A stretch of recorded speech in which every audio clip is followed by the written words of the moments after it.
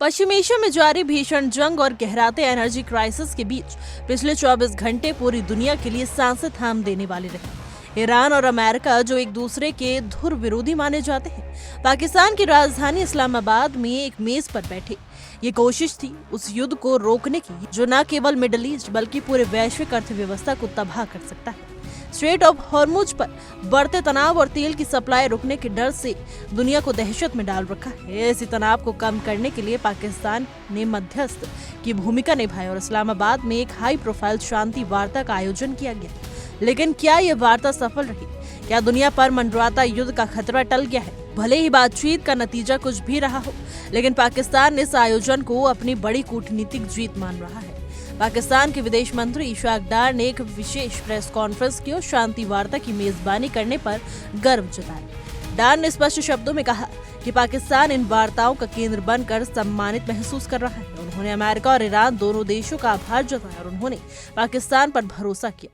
डार के मुताबिक ये वार्ता न केवल मिडिल ईस्ट बल्कि पूरी दुनिया की स्थिरता के लिए एक सकारात्मक संदेश है। पाकिस्तानी प्रशासन को उम्मीद है कि भले ही आज ठोस नतीजे न निकले हो, लेकिन भविष्य में भी दोनों पक्ष सीज़फायर और शांति के लिए बातचीत का रास्ता खुला रखेंगे।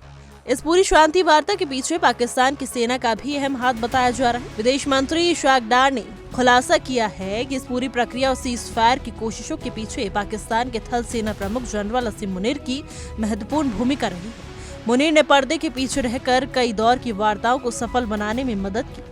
आपको बता दें कि इस्लामाबाद में चर्चा पूरे 21 घंटे चल रही है। ये कोई छोटी बातचीत नहीं है। कई महत्वपूर्ण मुद्दों पर दोनों पक्षों ने बातचीत पर सहमति बनाने की खबरें आई हैं, लेकिन जैसे ही बात संवेदनशील मुद्दों पर आई, कूटनीति की दीवार ढह गई। परमाणु हथियार और दुनिया की सबसे महत्वपूर्ण समुद्री पट्टी स्ट्रेट ऑफ हॉर्मुज को लेकर अमेरिका और ईरान के बीच की खाई इतनी गहरी थी कि उसे 21 घंटों में भरना नामुमकिन था। शांति वार्ता के विफल होने की सबसे बड़ी वजह दोनों देशों की अपनी अपनी शर्तों पर अड़ियल रुक रही। अमेरिकी उपराष्ट्रपति जेडी वैंस ने इस्लामाबाद से विदा लेते हुए साफ किया कि अमेरिका पूरी ईमानदारी के साथ समझौते के लिए आया था, लेकिन ईरान उसकी जायज शर्तों को मानने के लिए तैयार नहीं। वैंस ने स्पष्ट किया कि बिना शर्तों के माने जाने के बाद अब बातचीत का कोई मतलब नहीं रह गया है। वो अपनी टीम के साथ वापस लौट रही है। दूसरी तरफ ईरानी मीडिया ने अमेरिका पर भी निशाना साधा है। ईरान ने दावा किया है कि अमेरिका अपनी शर्तों के जरिए ईरान की संप्रभुता से समझौता करना चाहता है और ऐसी मांगे रख रहा है जो किसी भी सूरत में स्वीकार्य नहीं थी। यानी एक तरफ अमेरिका की अपनी शर्तें थीं और दूसरी तरफ ईरान का अपना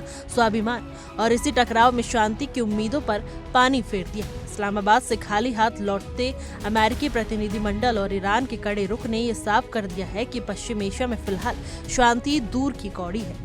पाकिस्तान भले ही अपनी पीठ थपथपा रहा हो, लेकिन हकीकत यह है कि युद्ध के बादल और गहरे हो गए हैं। परमाणु कार्यक्रम और हॉर्मुज की घेराबंदी ऐसे मुद्दे हैं जो आने वाले दिनों में भी हिंसक मोड़ ले सकते हैं। फिलहाल के लिए हमारी रिपोर्ट में बस इतना ही। देश और दुनिया की तमाम खबरों के लिए देखते रहिए इंडिया डेली का डिजिटल प्लेटफॉर्म। देखिए इंडिया डेली 24/7 अब आपकी स्मार्ट टीवी पर। इंडिया डेली मौजूद है सभी डिजिटल प्लेटफॉर्म पर लाइव और लगातार। इंडिया डेली 24/7 हर दिन राष्ट्र को समर्पित।